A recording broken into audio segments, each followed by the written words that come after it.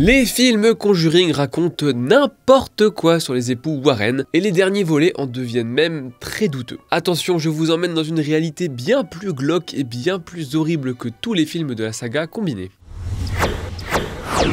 Saint-Michel, défendez-nous. Soyez notre protecteur contre le diable.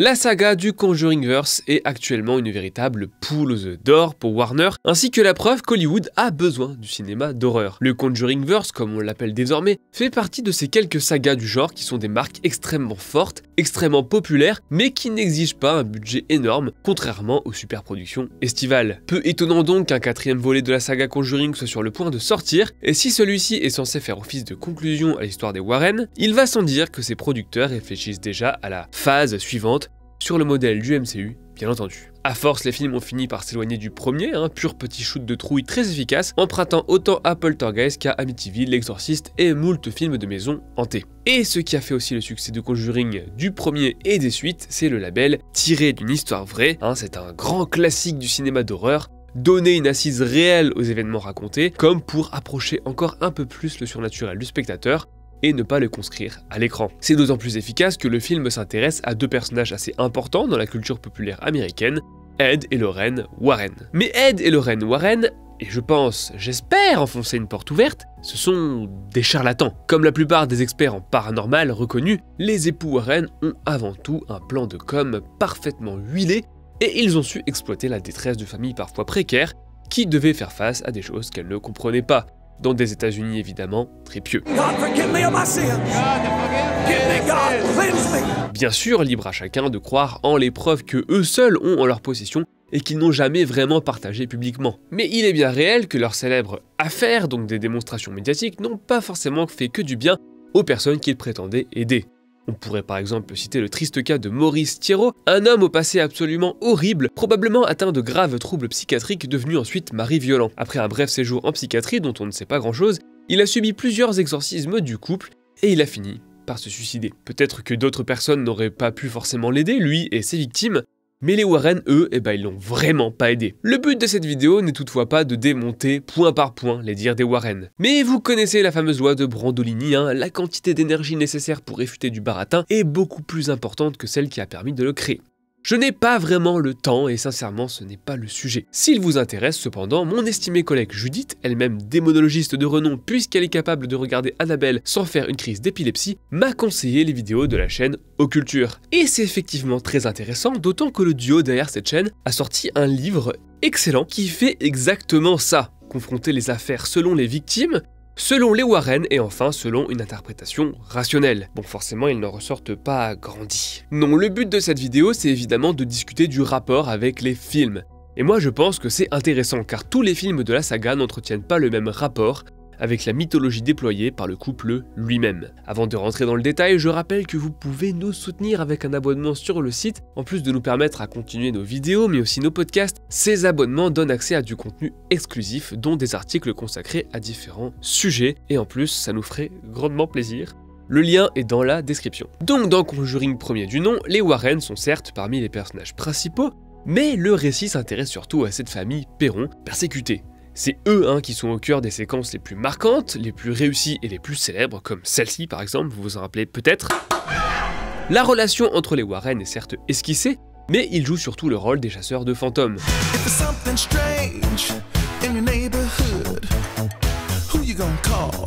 Ed et Lorraine Warren, personnages que James Wan, réalisateur d'Insidious, aime énormément. D'un pur point de vue narratif, c'est un outil parfait. Première partie, la persécution. Deuxième partie, la riposte et donc la confrontation. On a nos trois actes de cinéma hollywoodien. En fait, pour moi, les Warren sont surtout un moyen plus qu'une fin pour Wan.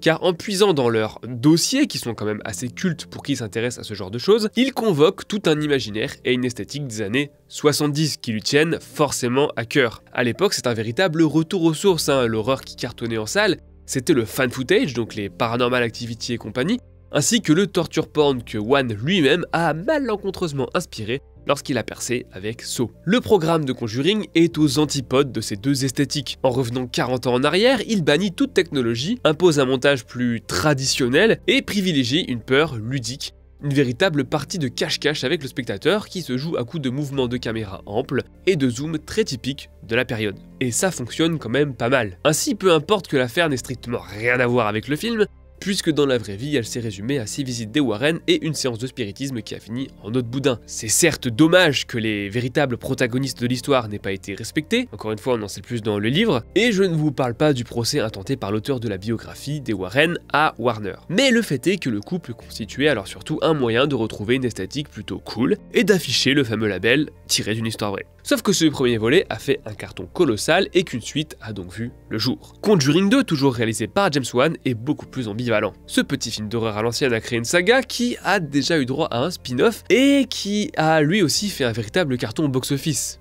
Annabelle. D'ailleurs, pour la blague, la vraie Annabelle ressemble à ça. Coucou. De toute évidence, le noyau commun, c'est les Warren, qui gagnent donc en substance dans ce deuxième film. Dans le cas Enfield, la première partie ne se consacre pas quasi exclusivement au tourment de la famille, mais on a droit à un montage alterné, donc qui suit simultanément les Warren et ceux qu'ils s'apprêtent à sauver. Les époux ont plus le droit à leur grand moment de frousse, et surtout, ils sont sérieusement en difficulté. Franchise naissante oblige, ils sont donc été promus héros. La structure narrative, dont il n'était auparavant qu'un rouage, est désormais complètement articulée autour d'eux. Ils ont un passage à vide tout à la fois spirituel, relationnel et médiatique, et en sauvant les Hodgson, ils trouvent une forme de rédemption. C'est le parcours typique du héros hollywoodien. Et c'est là que la franchise de Warner fait plus que s'inspirer des dossiers Warren.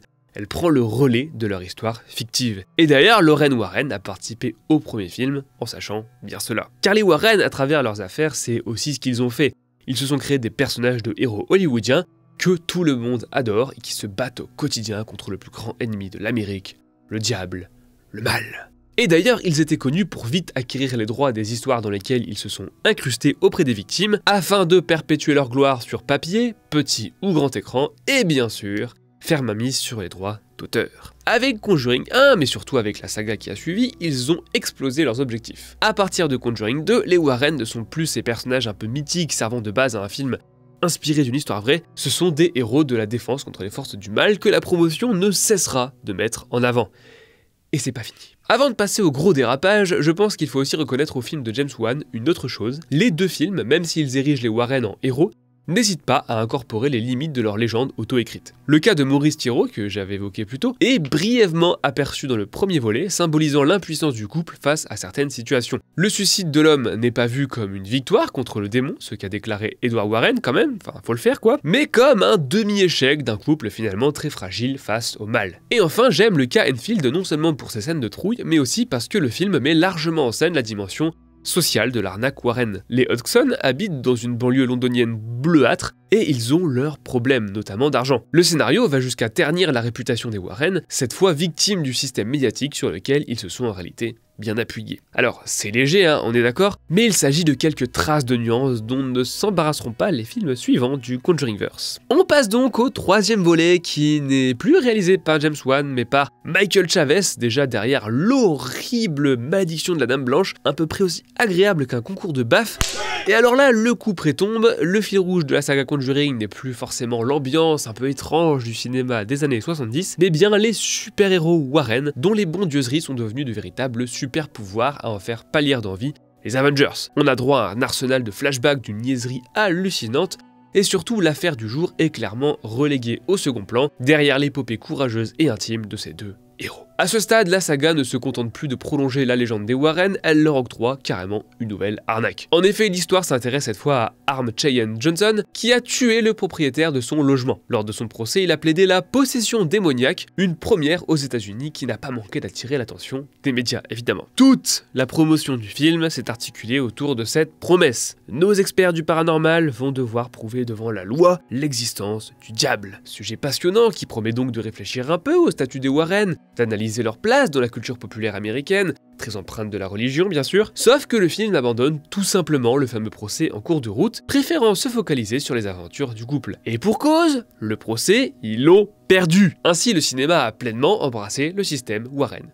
Petit 1, débarquer dans une affaire très médiatisée. Petit 2, faire soit rien, soit empirer la situation. Petit 3, se barrer si possible avec les droits en poche. Petit 4, complètement réécrire l'histoire pour ajouter quelques lignes supplémentaires sur leur fiche personnage. La suite de la nonne se chargera de faire virer tout ça à la parodie car on y apprend, attention spoiler, que Lorraine Warren est en fait la descendante de Sainte Lucie, le tout dans un final où Tissa Farmiga, qui est donc la sœur de l'interprète de Lorraine Warren, transforme le vin en sang du Christ avec une imagerie qui n'est pas sans rappeler le Jésus Superman de Zack Snyder. Les films sont censés s'inspirer de la mythologie Warren et ils ont fini par prendre leur relais et accomplir ce qu'ils ne sont jamais vraiment parvenus à faire, effacer la moindre zone d'ombre de leur entreprise de charlatanerie. Mais avec ce dernier spin-off qui était signé encore une fois de plus Michael Chavez, ils ont offert ce à quoi même eux n'ont osé prétendre, la béatification pure et simple. Rien que ça. Alors, vous allez me dire, si on exclut les personnes directement concernées par les affaires en question, dont le vécu et souvent la mémoire ont été sinon bafoués, carrément salopés, afin de porter au nu un duo d'escrocs, est-ce vraiment un problème de faire de ces gens des héros hollywoodiens? Après tout, ils sont désormais tous les deux décédés, et ne profiteront pas financièrement du succès de la franchise. Moi, ça me pose quand même un peu problème, parce que les Warren n'étaient pas du tout des saints. Il y a une affaire dont la saga ne s'est jamais emparée, c'est celle de Judith Penney. Un article du Hollywood Reporter résume cette histoire, qui est bien plus glauque que n'importe quel exorcisme. Selon le média américain, quelques semaines après la sortie du premier film, les exécutifs du studio Warner ont été mis au courant des allégations sous serment d'une personne du nom de Judith Penney. Le média américain s'est aussi procuré les documents avec son témoignage. La jeune femme, qui est âgée de 70 ans à la publication de l'article, aurait rencontré Ed Warren quand il avait 30 ans.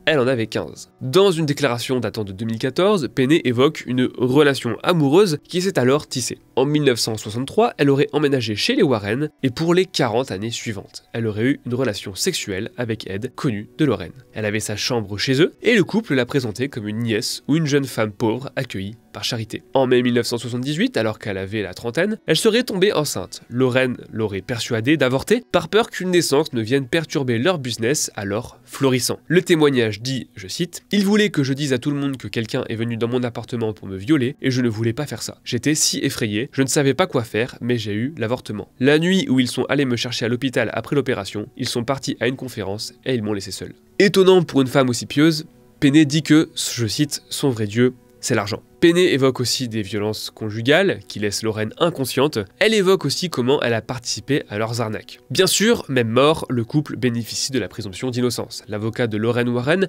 lui, dit que Penney a été accueilli par le couple à ses 18 ans, n'ayant nulle part à vivre. Il assure que la fille et le beau-fils des Warren n'ont jamais été témoins d'aucune méconduite, que Penney a eu un petit ami à cette période et qu'elle est manipulée. Légalement, l'histoire est effectivement compliquée. Le producteur qui a averti Warner après la sortie du premier film, donc Tony DeRose Grunt, est en pleine bataille juridique avec le studio, l'accusant de l'avoir injustement écarté des spin-offs. Selon l'avocat de Lorraine, DeRose Grunt se sert du témoignage de Penney pour se venger de ses anciens collaborateurs. Mais ce qui est particulièrement dérangeant, c'est que tous les exécutifs du studio ont eu vent de cette affaire et n'ont a priori rien fait, si ce n'est héroïser encore un peu plus le couple star de leur line-up. Dans le doute, au moins dans le doute, il y avait quand même quelques précautions à prendre. Il faut dire que le contrat signé avec Lorraine Warren comportait des clauses quelque peu inhabituelles. Contractuellement, les films ne peuvent pas montrer les Warren perpétuer des crimes, notamment du sexe avec des mineurs, de la pornographie pédophile, de la prostitution ou des agressions sexuelles. Bien sûr, c'est peut-être juste une précaution, mais l'avocat spécialisé interrogé par The Hollywood Reporter dit qu'il n'a jamais vu de telles choses sur un contrat. À vrai dire, aujourd'hui, dans la culture populaire, l'interprétation de Vera Farmiga et Patrick Wilson est devenue plus célèbre encore que le couple original. Et l'actualité en France nous a encore rappelé à quel point, récemment, il est dangereux de mettre sur un piédestal certaines grandes figures religieuses sans chercher à remettre en question leur véritable existence. Alors bien sûr, je continue à apprécier le film, enfin les deux premiers, mais je pense qu'il est important de garder en tête que malgré tous les efforts de la promotion, il s'agit effectivement de fiction. Et uniquement de fiction. Je me répète, mais je vous conseille le bouquin d'occulture sur les Warren qui s'appelle L'imposture Warren, il est bien nommé, qui est beaucoup plus complet. Pour être honnête, j'ai commencé à bosser sur cette vidéo sans savoir qu'ils avaient écrit ce livre, d'où le fait que je me suis surtout focalisé sur le rapport au film. N'oubliez pas que vous pouvez vous abonner pour nous soutenir sur le site, et si vous n'êtes pas rassasié de cinéma d'horreur, je renvoie à la vidéo de Geoffrey sur 28 ans plus tard, un autre cas d'école intéressant, mais pas du tout pour les mêmes raisons. Salut!